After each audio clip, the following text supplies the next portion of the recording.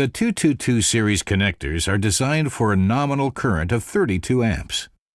All of these connectors not only exceed the relevant normative requirements, but also provide an additional safety range compared to the normative minimum requirements.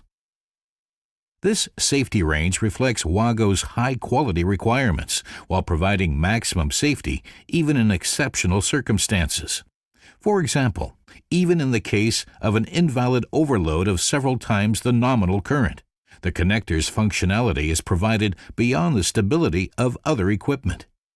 In the event of a failure of more than 3 times the nominal current, the conductor insulation melts and the wire starts glowing.